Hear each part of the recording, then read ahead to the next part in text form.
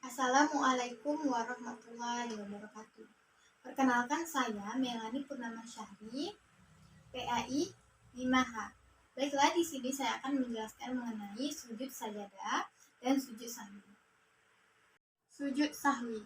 Sujud sahwi merupakan dua sujud yang dilakukan setelah sholat, dikarenakan melakukan kesalahan dalam sholat karena lupa. Hadis-hadis tegas yang menjelaskan mengenai sujud sahwi kadang menyebutkan bahwasanya sujud sahwi terletak sebelum salam. Nah, ada pula yang menyebutkan bahwasanya sujud sahwi dilakukan sesudah salam. Akan tetapi, memilih sujud sahwi sebelum atau sesudah salam itu hanyalah sunnah, tidak sampai wajib. Intinya, jika sholatnya perlu ditambal karena ada kekurangan, maka hendaklah sujud sahwi dilakukan sebelum salam. Sebaliknya, jika sholatnya sudah pas atau berlebih, maka hendaklah melakukan sujud sahwi sesudah salam dengan tujuan untuk menghinakan setan. Adapun penjelasan mengenai letak sujud sahwi sebelum atau sesudah salam. Yang pertama, 1. Jika terdapat kekurangan pada sholat, contohnya seperti kekurangan tasyahud awal, ini berarti kekurangan perlu ditambah sehingga sholat menjadi sempurna dengan melakukan sujud sahwi sebelum salam. Yang kedua yaitu jika terdapat kelebihan dalam sholat seperti penambahan 1 rakaat, maka untuk menambahnya tersebut dilakukan sujud sahwi sesudah salam.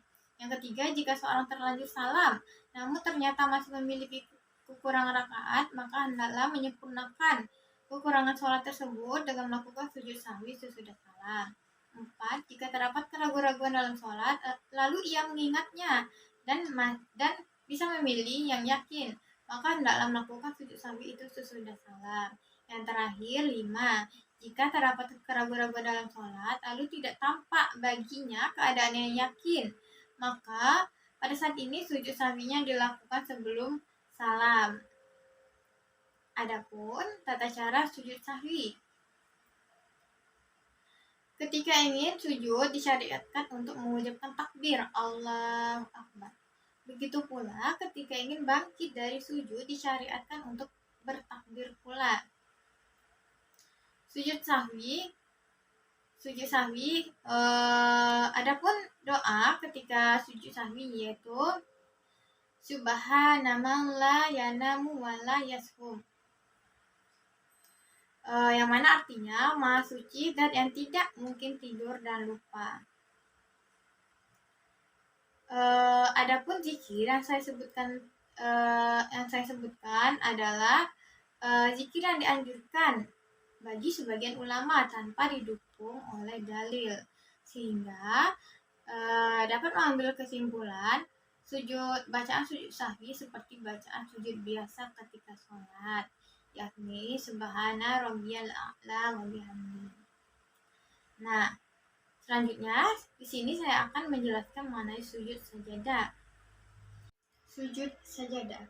Jika seorang itu membaca Al-Qur'an dan sampai pada ayat sajadah, hendaklah dia sujud.